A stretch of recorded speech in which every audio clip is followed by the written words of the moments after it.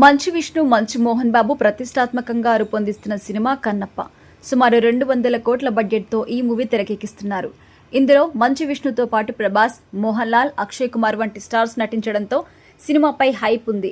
వచ్చే నెలలో అంటే జూన్ 27న ఈ సినిమా విడుదల కాబోతుంది. ఇదే క్రమంలో షాక్ ఇచ్చే విషయం బయటకొచ్చింది.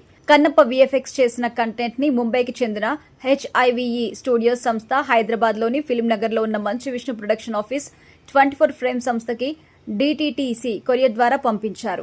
ఇక ఈ డ్రైవ్ ని తీసుకుని రఘు, చరిత అనిద్దరు పారిపోయారని, ఇప్పుడు కనిపించడం లేదని కన్నప్ప సినిమాకి సంబంధించి ఎగ్జిక్యూటివ్ ప్రొడ్యూసర్ పోలీసులకి కంప్లైంట్ చేశారు. అయితే ఈ విషయం లేటుగా బయటకొచ్చింది.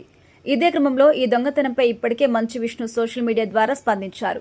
ఇది పెద్ద కుట్ర అని తెలిపారు. ఇదే సమయంలో శివయ్య మాకే ఎందుకు ఈ పరీక్ష అంటూ తన సోషల్ మీడియాలో పోస్ట్ కూడా పెట్టారు. తాజాగా దీనిపై స్పందించారు మంచు విష్ణు. కన్నప్ప సినిమా ప్రమోషన్స్ లో ఆయన ఈ విషయంపై మాట్లాడుతూ సంచలన ఆరోపణ చేశారు. ఆఫీసులో పనిచేసే రఘు, చరితనే ఈ హార్డ్ డ్రైవ్ దొంగిలించారని ఆయన స్పష్టం చేశారు. అయితే వీరిద్దరూ మంచు మనోజ్ ఇంట్లోనే పని చేస్తారని, వాళ్ళు సొంతంగానే ఈ పని చేశారా, ఎవరైనా చెబితే చేశారా అనేది తెలియాల్సి ఉందన్నారు.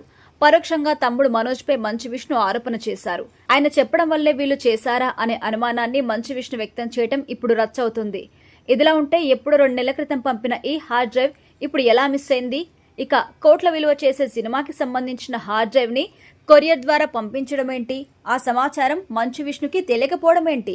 అదే సమయంలో ప్రస్తుతం టీం పనిచేస్తున్న కంపెనీ అడ్రస్ కి కాకుండా మరో ఆఫీస్ అడ్రస్ కి ఆ హార్డ్ డ్రైవ్ ని పంపడం ఏంటి అనేది అనుమానంగా మారింది. మరి ఏం జరుగుతుందో మునుముందు తేలబోతోంది.